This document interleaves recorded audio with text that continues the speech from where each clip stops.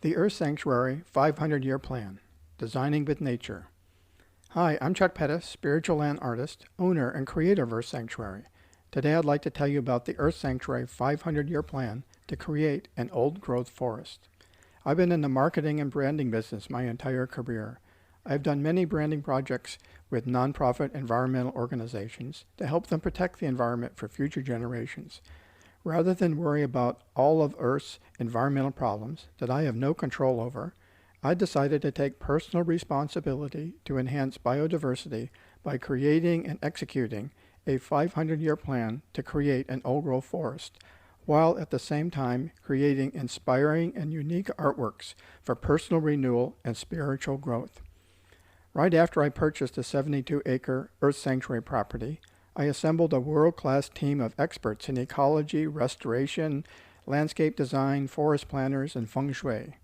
The goals of the 500-year plan include: use an exemplary and comprehensive ecological design process, create a nature reserve with maximum wildlife diversity and population, restore the land to mature old-growth forests with minimum impact to the environment, benefit the local community economically and ecologically, protect the wetlands. At Earth Sanctuary, I wanted to design with nature.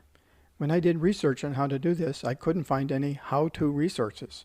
So my team developed an ecosystem-based approach for ecological design and development, i.e., let the land speak to us and tell us what to do to truly design with nature. Here is the methodology we used. 1. Conduct baseline ecosystem surveys of existing conditions, including wetlands, streams, vegetation, fish and wildlife, and the environmental regulatory landscape.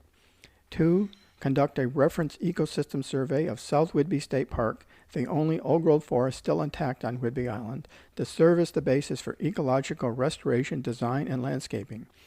3. Develop the Geographic Information System, GIS, map of the ponds, streams, and wetlands for design visualization, data management, and environmental education.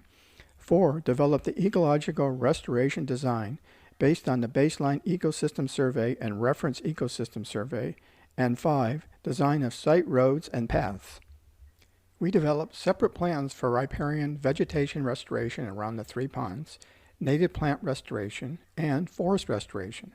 To date, we have planted over 15,000 native plants, over 80 species. In 2000, there were 5 species of trees on the property. Since then, we have planted 3,250 trees, 35 species. When we started planting, we found that due to 3 months of no rain in the summer, a watering system was needed, so we installed a 1/2-mile water line and a drip irrigation system. The rabbits and deer immediately started eating all the new plants, so we had to install fencing. We did tests and found that microgrow from Fungi perfecti under the newly planted trees and plants greatly extends and enhances tree and plant nutrient gathering abilities and also helps protect the trees and plants from disease. Then beavers arrived, and they started eating new western red cedars around the ponds. I would come down a trail and see a stump where yesterday was a beautiful 8-foot-high western red cedar, so fencing was needed. We started with 2-foot fences, but quickly found that beavers are actually 3 feet long, and so tall fences were needed. Then the beavers started plugging up the weirs, the water control structures, with culvert pipes between the ponds. Beavers are programmed to stop the sound of running water. That's why they make dams. Do you know how difficult it is to unplug a culvert pipe that a beaver has skillfully plugged? So we started to do research into beaver deceivers, ultimately ending up with the state-of-the-art in beaver deception technology, the Clemson beaver deceiver. The Clemson beaver deceiver consists of a white plumbing pipe with holes, surrounded by a 3-foot in diameter fence to keep the beavers from plugging up the holes. The pipe extends out into the pond underwater and is held up by a float. It works great. Oh, and the blackberries. When I first got to Earth Sanctuary, you needed a machete to go anywhere. The property was completely overgrown, mainly with acres and acres of blackberries.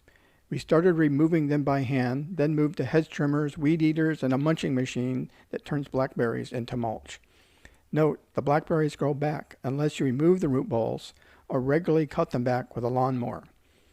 As you walk around Earth Sanctuary, know that we are combining the state-of-the-art and ecological restoration with art and spirit to create a peaceful and magical place for your personal enjoyment, healing, and blessing. Your visitor fees enable me to keep Earth Sanctuary open to the public and also pay for ongoing tree planting and maintenance. Thank you for your support.